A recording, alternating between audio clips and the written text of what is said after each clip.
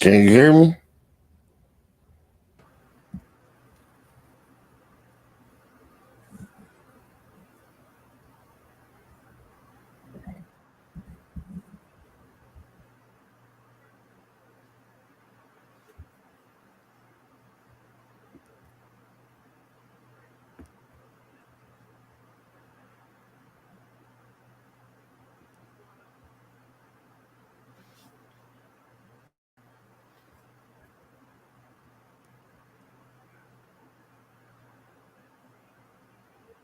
Okay, we are live on YouTube. I don't think it's my internet because it's actually saying that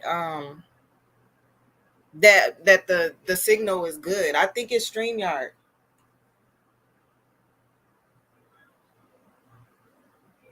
What's that? I can hear you. I ain't got no. I can hear you. No, I'm talking about as far as like whatever I click on, like trying to go live. It took a minute. Like it's just taking stuff. It just kicked you out. I'm still here. Oh, see, it's only showing me on the screen now. Yeah, it's got to be StreamYard. It's not the internet. Mm. But we are live. I'm waiting for my camera to come on. We can start off. I don't know what happened. I sent him the link. He liked it. It's 7:40. We started at 7:30, but we could start. We could just start off. So, I wanted to talk a little bit about the whole PNB thing and just get. I wanted to hear other people's opinions on that, on how they feel. Like I know he was robbed at Roscoe's Chicken and Waffles or something like that, but they were saying that the young lady that he was with set him up. Now, was this a young lady, just like a random young lady, or was this somebody that he actually, like was in a relationship with? See, from my understanding, it was supposed to be like either he was with his baby mama and his daughter, or Hmm. his girlfriend, but it was definitely somebody he was in a relationship with. So why do people think that, she set him up because she shared the location? I mean, that's something people do all the time, correct? I mean, most people. Well, to be honest with you, from what I got from it, it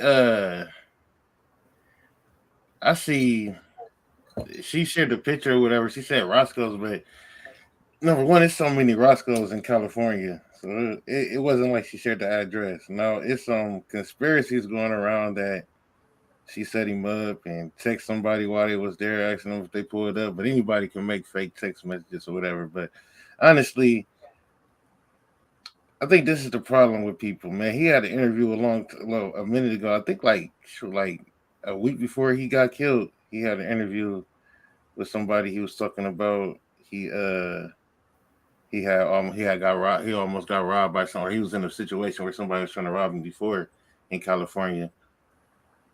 But this is my thing about the whole situation, man. I'm not even I'm not even popular. I'm not even like a tenth of a popular as he is. Like, you know what I'm saying?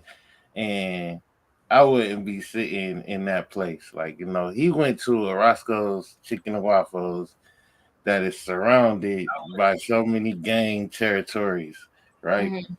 And even if I was to go, even if I was to go to a Walmart right now, spend like $500, $500 on a little necklace, couple earrings, couple rings on my finger or whatever, you know what I'm saying, a little bracelet, spend about $500 on it and walk around the hood. Somebody gonna try me, like, you know what I'm saying? They gonna think I got some money. They gonna try me. So why would you even go to the hood in the first place, geared up like Yeah. that? Like, you know what I'm saying? So this is my thing. Regardless if she set him up or not, you go to the hood, you sit inside the hood restaurant. See what I'm You go to See the what I'm hood, you saying? sit. Hold on. Hold on. Sip and talk podcast. See what I'm saying? Uh, yeah, I see that. But no, you go to the hood, you sit inside Okay. the hood restaurant, and you think that nobody's gonna acknowledge you. So even if she didn't set him up, we're talking about you sitting in the hood. You think somebody can't make that phone call and just be like, "Man, it's a dude up here fresh as hell. I think it's PNB. Come get him, like you know what I'm saying. I mean, you in the hood, Yeah, so set up or not, he put himself in that position. If you ask me, yeah. Because that's what I was thinking too. Because I saw the jury, and I'm like, so everybody just assumes that she has something to do with him getting robbed, but could it not be that he brought attention to himself by walking around with all this, flashy jewelry? And a lot of people be thinking like these rappers really be having all this stuff, but don't they lease a lot of the stuff that they like, the jewelry and all of that? Isn't it possible that they can lease a lot of that stuff? yeah, it's possible. I mean, it really just depends on what type of money they're working with, though. But it is definitely possible. They can definitely go and lease the jury and like who was it? I want to say it was an actor from Power. I want to say it was Rotimi. Is that the No, young one? no, it was BMF. It was from BMF. The show that 50 Cent had put out, the BMF show. What's the dude's name? Big Meat's son. He uh he supposedly bought a Rolex or something like that, leased a Rolex, and then tried to sell it, say it was stolen or something. He got in trouble with it for it. But yeah, some it just depends on how long your money is, man. And I don't even know if that story true because his dad did have a lot of money, but his dad been locked up for a long time, so I don't know if he getting money like his dad was or not, or if the shit's still going. So I don't really know full story to that, but I do know he got in trouble for like a leased Rolex that he tried to steal and say that he didn't have no more, some crazy shit. So yeah, they do be trying to lease it, but regardless, I don't see why you would be walking around the hood, especially not a Yeah, hood that's surrounded by gangs. Like yeah, somebody was gonna try to do it, man. I don't know how tough he thought he was. Listen, I'd be having, you know, compassion for some of these people, but sometimes, man, you gotta be smarter than that, man. Like you getting all this money, man. I even seen people who was talking about it that's actually from that area who say when mhm, they go get their food, when they do go there to get their food, they don't even stay there. Like they go there, they order their food, they go pick up their food. They might stand in the driveway for a second and wait for their food to be finished. But once they get their food, they out of there. Like they're not about to sit there. Like so, right. dude, just I guess he was trying to be tough. I don't know. And then I seen a video where he was actually talking to a dude from California, and he was basically calling him like his joke or something. He basically was saying that his bid. He was about to bid on him, and I guess bid. I think that's a word that comes from jail, but basically it's just like or prison. Excuse me, but basically it's just like what they do is they call okay. So when you go to jail, I guess your time limit is your bid. That's how long you got to be in jail. So you got to Yeah. do like 10 year bid, like or whatever. You know what I'm saying? That's your bid, right? So the whole time that you're Hmm. there, you might find somebody there that you will call your bid, and basically what you're gonna do is you're gonna waste your time on that person. So you're gonna joke on them, talk about them. You know, just that's gonna be your time that you're there. That's who you're gonna be bidding on. I'm gonna be bidding on this person. So he was on live talking to this one dude talking about you my bid for the day or something like that. But dude was from California and he was like, "You want to be me, this, that, and the other." And dude was just like, "Man, you was acting like a bitch when we was at the studio, this, that, and the other." And then he said something to him, and he was like, "Nigga, I'll take your shit." Or something he told him, and then he ended up dying like the next day or something like that. But I think, Wow. yeah, I think these dudes they get a little bit cocky, man. They just feel like they can't be touched, man. That's just Yeah, weird to me, man. I agree. Our guest is here. I'm just waiting for StreamYard to catch up so I can bring him in. Okay, okay.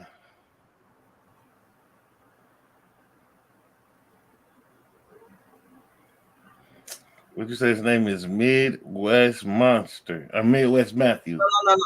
Yeah, Midwest Matthew. Midwest Matthew. Okay. Yeah, that PNB Rock situation. It's sad though because you still always got to bring the kids into the picture, man. The kids, they definitely end up being the ones to lose the most. Than the family. I don't know about his brother, his sister's mama, or none of that, man. But it does become sad when you look on the outside. But as a person trying to be, that boss or that person that just really feel like they can't be touched, I can't have no compassion for those type of people because anybody can be touched. Like, Yeah. Okay. It's catching up. He's here, but he's not permanently here. oh, All right, somebody, can you hear us okay? He's froze on my end, but on YouTube I can see that it's good, but yeah, he moving on my end. I can see him. okay, I see him Yeah, now. I'm good. Can you guys hear me? Yeah, we Yeah, can hear. yep, yep. All So right, cool. welcome. We just kind of was having a little discussion while we were waiting on you to sign on. Um, Right, so right. yeah, everyone, this is Midwest Matthew. He's an upcoming artist. Tell us what kind of artist you are. Uh, so I do quite a few things, but under the name Midwest Matthew is just music. So more of a conscious rapper, or some people say backpack rapper. Into that type of like boom bap type stuff, but also have kind of a wide range of different styles I'll go into. So sometimes I live in Iowa, so that kind of rubbed off on me a little bit as far as like rock music. So I'll kind of blend that in a little bit and just kind of scream on songs sometimes and stuff like that, and try to mix it up and just express myself however I want to. Then also have another thing is called Directed by Midwest. So I do photography and videography. So kind of a visual artist as well. Just Okay. all types of visuals and stuff like that. Not so much graphic design, but short films and music videos, little ads and stuff like that. Okay. Okay. All right. All right. And so you're from the Midwest. Midwest art.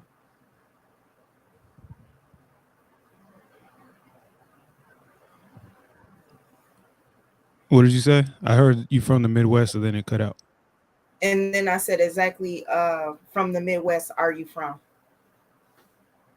Oh, from Iowa. I was born in Michigan, so born in Mhm. Southfield, Michigan. Lived in Missouri, Florissant, Missouri. Lived in a couple different places, but they're both in Florissant. And then moved to Iowa in 2000, and I've been here since then, pretty much, except for a small time I spent in California. So I just say Midwest Okay. Matthew because I've been here the longest, the Midwest. Okay. And my apologies. I'm sorry. I should have introduced you to my co-host Boom with Podcast Lit. Yo, Hey, what's up? Good to meet you. good to meet Midwest you, bro. Monster is in here. No, I'm Hey, playing. man, I'm from the Midwest too, man. So I'm with you, bro. I'm with you, man. All right. And so how long have you been an artist? I've been an artist for quite a bit. Um, let's see, I really how I even started out. My brother, he does music, or he was like making beats. He makes beats and whatnot. So growing up, he had taught me how to do beatboxing. So I started off beatboxing, and just kept doing that all the way through. It sounds like trivial or whatever, but I think it's an important part. But I was doing that in like elementary, and so I just kind of Mhm. got beat development in my head, even though I didn't have the tools to do like real beats. And so from there, I saw him with the beat machines and FL Studio and these programs, and then I just transferred what I knew to that. And then from there, I started writing, and I said I wrote my first thing in sixth grade, and I'm 32 now, so however long that is. And then I was making beats from, I made a bunch of whack beats. I started making real beats. I say like ninth grade, and I did that till I was about 20, uh, until I was about 26. I think I haven't really been making beats since I've been 26. So I did that for quite a while too. So beatboxing and the beat machines and everything must have been around for a while because I remember those when I was young and I'm 50. They would Yeah, somebody would beatbox and then another person would rap to the beat. right. Yeah. Yeah, the beatboxing is like just an organic thing. I mean, they probably did that in Africa or something too, or I guess some people they do the click language in some tribes. But yeah, so it's just that's the organic, just natural way. And then you get to like, yeah, the beat machines, and then that's kind of progressed in as far as technology since the 80s and whatnot. But same concept. Even those old beat machines, same type thing. You just hitting the pad and then you program that to a sound, and record it. Okay. Okay. So, what type of artist do you consider yourself to be?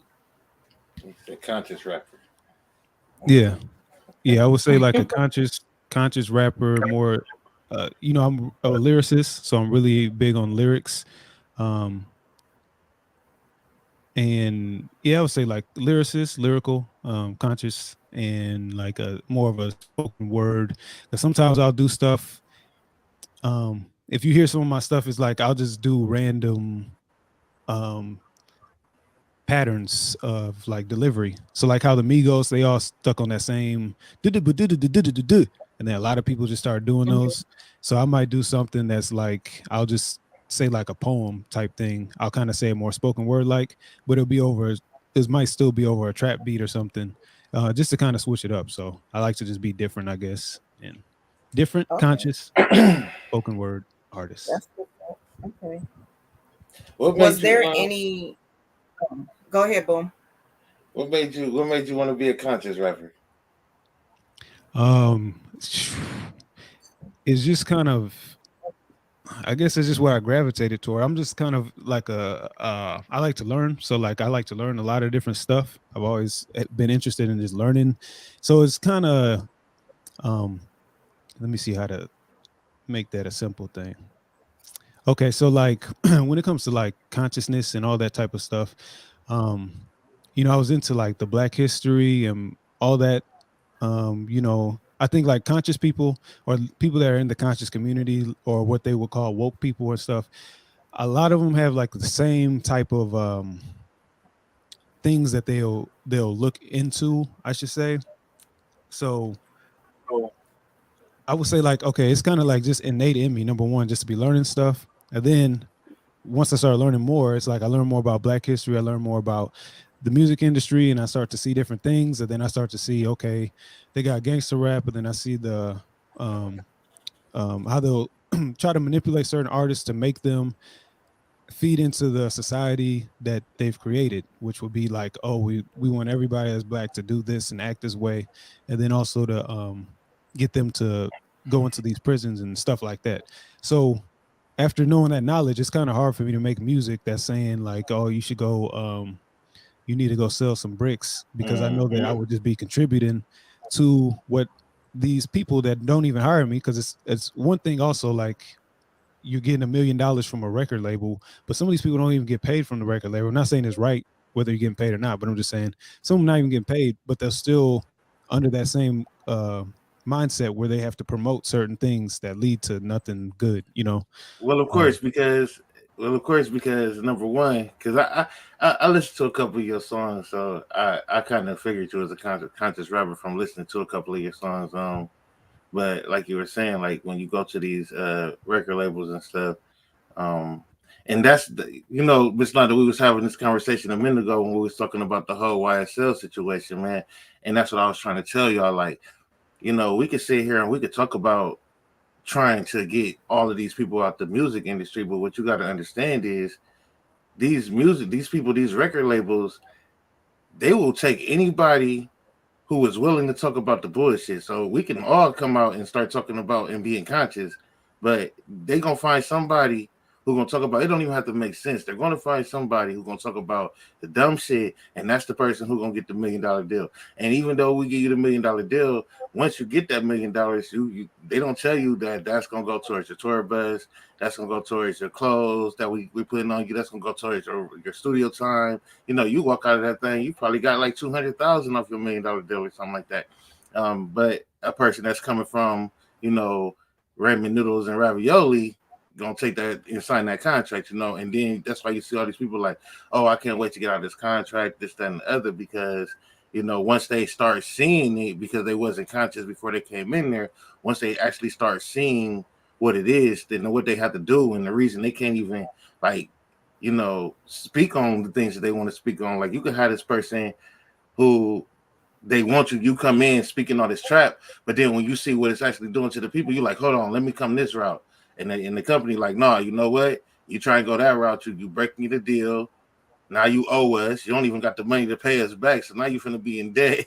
Like, but yeah, so I definitely Right. understand what you're talking about when you speak on the conscious thing because it's it's it's dope that you are a conscious rapper, and that you speak on that. I heard you talking about GMOs and the weed. I heard you Oh, you talking talking about about high frequency? yeah. Yeah, that's my joint right there. You That's got the like it was a mix of like trap type, you know what I mean?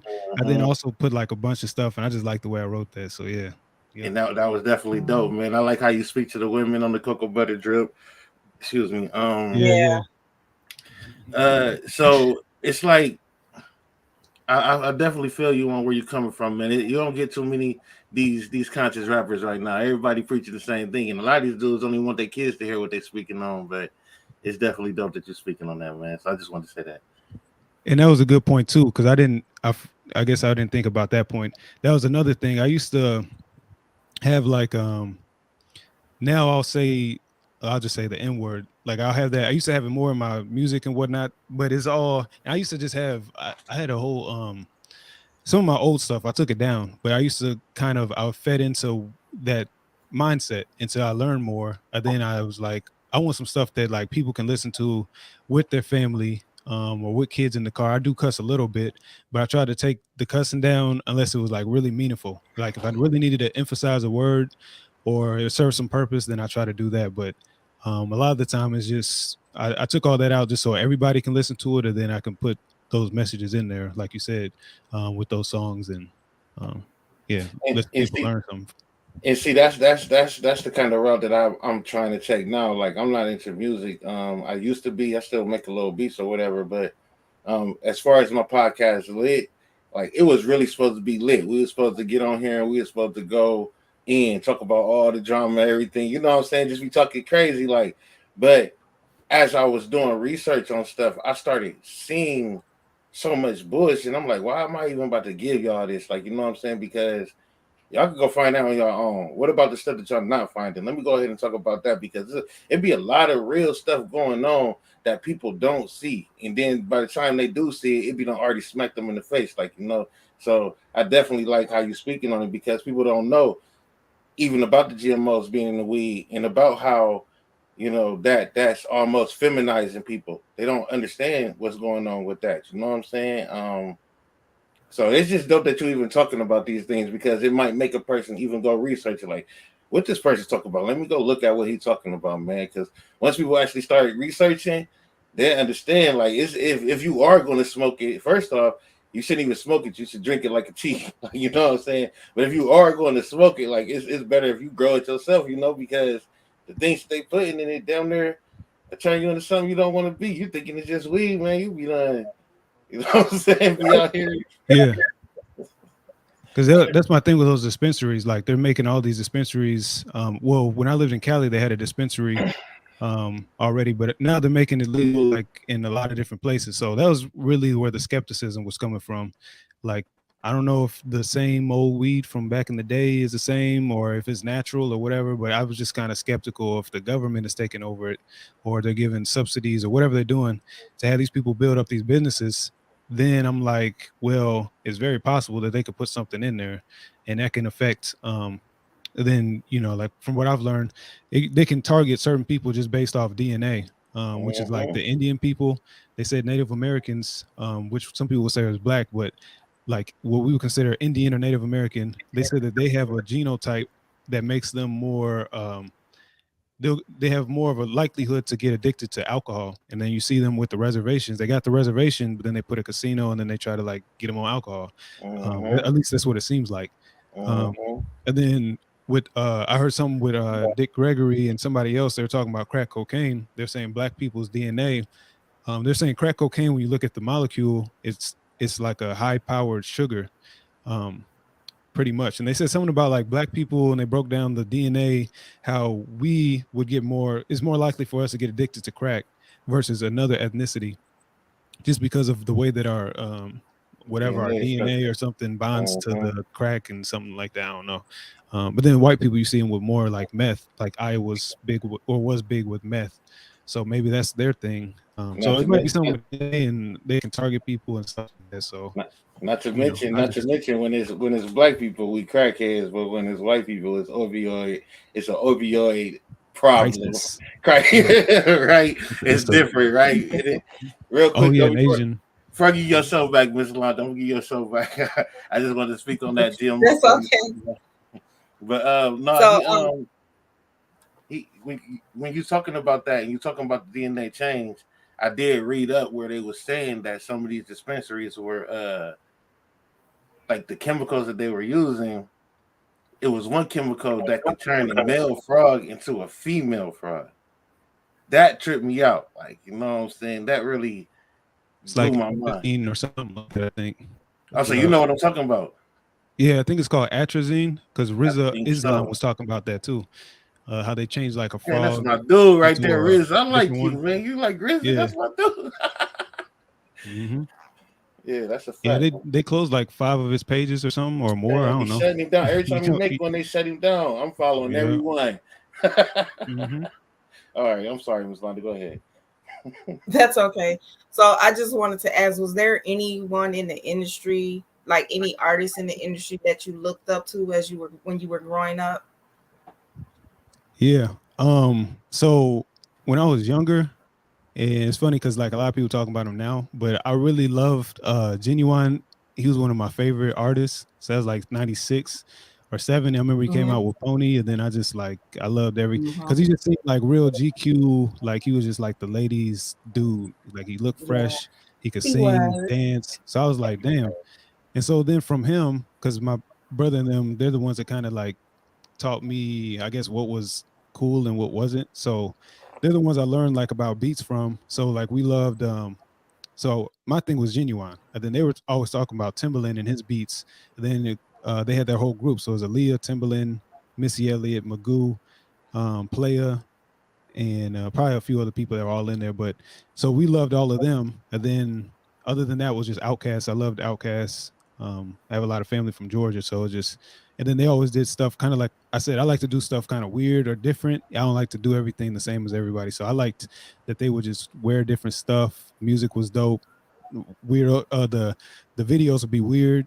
Um, Stuff like that. So those were my main two people growing up that I would really mess with as Okay. far as All right. influences. Okay. So can you tell us a little about yourself outside of being an artist? How did you grow up?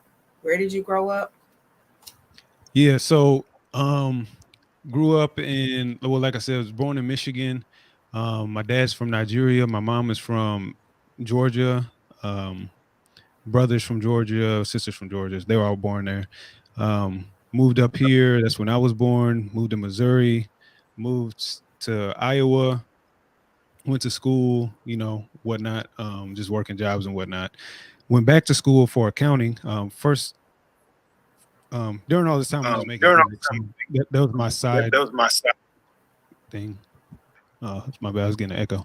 So that was my side thing, music, just learning stuff and whatnot. And then I started getting into photography and videography. And I think a big part of that, I was watching like a lot of artists in California. I used to be really big on the MySpace music stuff. So I was watching at the time Odd Future and all them, and they would film themselves. I think that they had a big part in the selfie thing because I feel like Tyler the Creator kind of like introduced that because I remember I used to watch him and I was like, man, this dude's kind of like he was really putting himself out there because he'd have this big ass camera and he put it on a tripod and he'd film himself or he'd take photos of himself. And so I'm like, that's cool or whatever. Then and like their whole culture's cool with all the photography, whatever. And then next thing you know, they came out with the camera with the phones with the selfie camera and stuff. And I was like, yeah, I feel like he kind of ushered that in. But that's what got me into their blogs and their videography and photo. That's what got me into that. And then I just progressed from there, started taking acting classes and some comedy classes, whatnot. Just try to get like all these, just become like a well-rounded. I felt like it would all help me because as far as being an artist, because I want to be on stage, or I want to be able to do stuff like this, be able to talk to people in a the right type way without like messing up or and stuff like that. So yeah, I just started doing that, and then went back to school for accounting. Started working some more. Ended up renting out a space over here, started doing podcasts for people, started doing more shows. That's where I really having that my own space that allowed me to get my to book my own shows. I could just throw a show whenever I wanted to. That's what I started doing, especially during COVID. We did virtual shows, everything, and I just kind of got my stage presence down. And then um yeah, then I'm here now. So and just kind of just going up as much as I can. Okay. So I wanted to play your song. Give me a second here.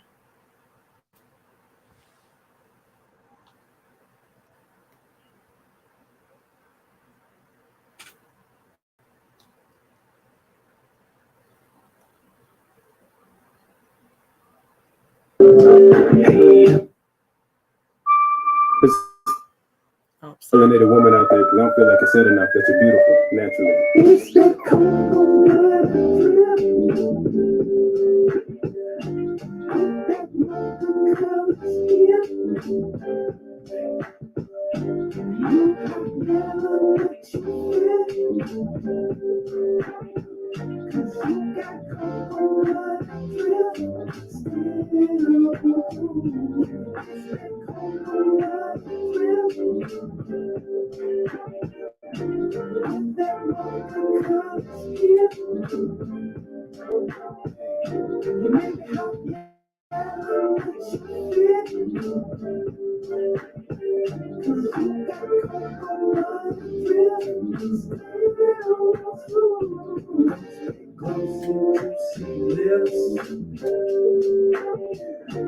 honey and amber reflected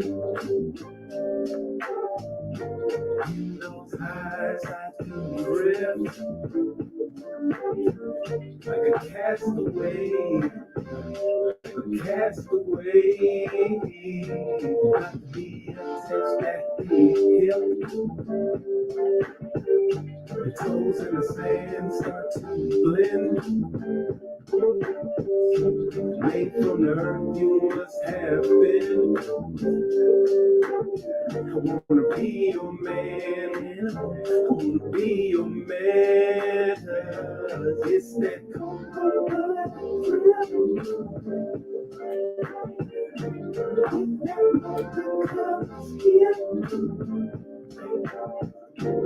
you have never put your fit.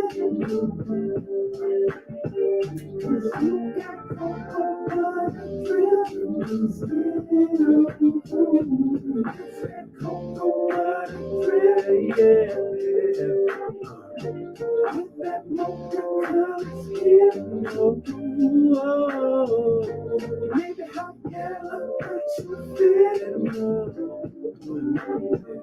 You got cocoa butter drip, still smooth. That's a whole lot in those pants. Hey, I had to readjust my stance just to dance with you. Yeah, I love the way that you press through. I love it. You got this. Lay down right here on my leg. Yeah. Like saying they'll give you presents. With a magic kissing on your neck. Imagine that. Cooking and serving breakfast to you. Yeah. Cocoa butter drip. Yeah. With that mocha color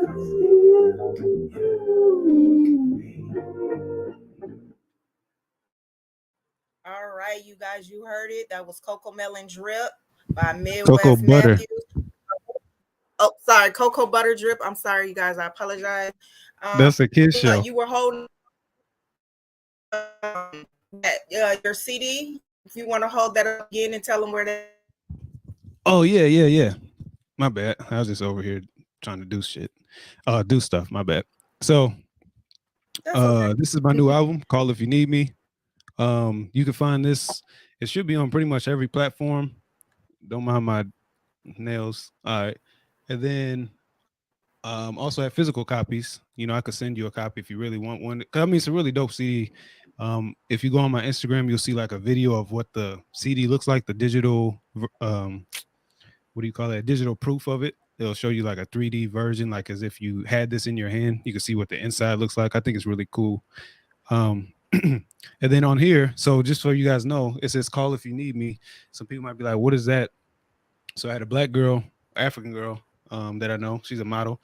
She played Kali. So goddess Kali, who has multiple arms, and Kali just kills off ignorance and things like that. So if you're in the conscious community, you probably heard somebody like Bobby Hemmett talk about goddess Kali, and whatnot. So yeah, that's what this is, and we made it modern. So instead of all the I think she holds like daggers and stuff like that. We had her hold a pistol, had her hold an android head instead of like the Indian dude's head, a chain, stuff like that. So we just kind of modernized it and made it black instead of a blue, which is what they use to represent black people, from what I understand.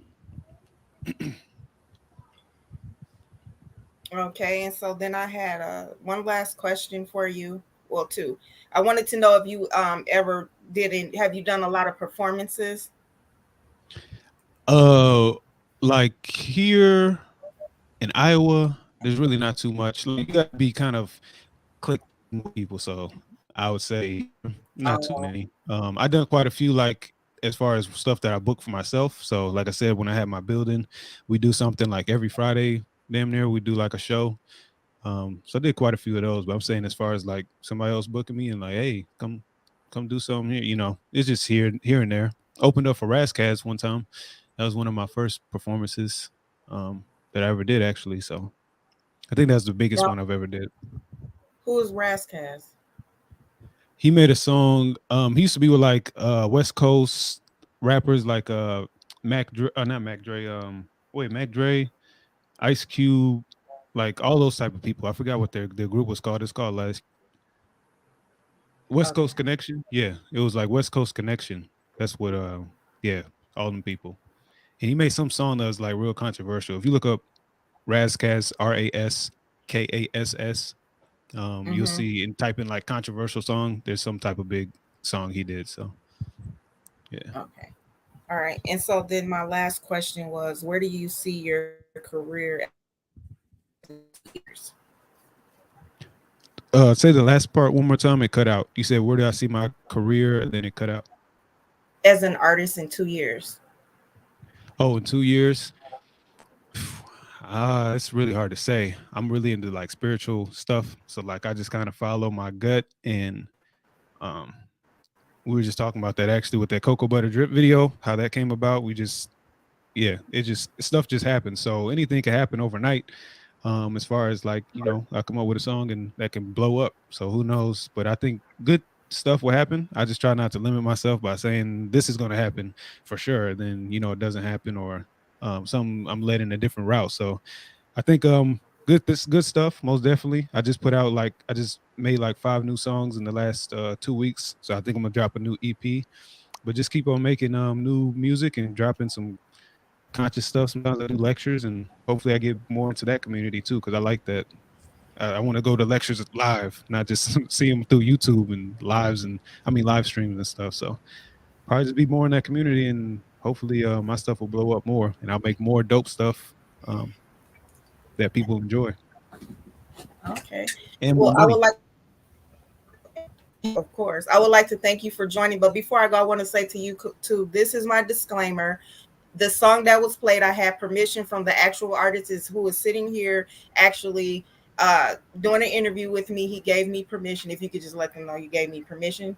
I don't own any copyrights to the song that was played. Yeah, I give you full permission to do your thing with it, however you want to do it, play it however you want to play it. Do you want me to shout you out or anything, like do a drop or something? I Or mean, if you would like to, that's fine. But if you guys, I'll let you start first. If you guys want to, let everybody know where they can find you before we go, what platforms you're on. start with me? Yes. Okay. And so if I shout you out, I should just say Miss Londa with Sip and Talk podcast, Yeah. Sip and Talk podcast. and Yes. Boom with Podcast Lit. Yes, Yeah. sir.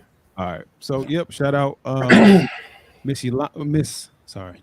shout out Miss Londa with Sip and Talk podcast for letting me come on here and do this and interviewing me and stuff like that, because I definitely need these type of platforms. Um, and shout out to Boom with the podcast Lit for also asking some very good questions and just being here, and everything like that. This Sure. is very dope. So thank you. That's Oh, great. and you can find me on anything under Midwest Matthew. You can also follow my videography and photography page. That one's been going. I've been dropping a lot of stuff on that one. So if you like video and stuff like that, or if you ever need any stuff, hit me on that one. Directed by Midwest. And this is Midwest Matthew. Find all my stuff any platform or on any social media. Thank you. All right. Sure, for sure. Okay, Boom. Oh yeah, man. You already know y'all can find me on Podcast Lit. All platforms: YouTube, Spotify, Facebook, Twitch, and TikTok.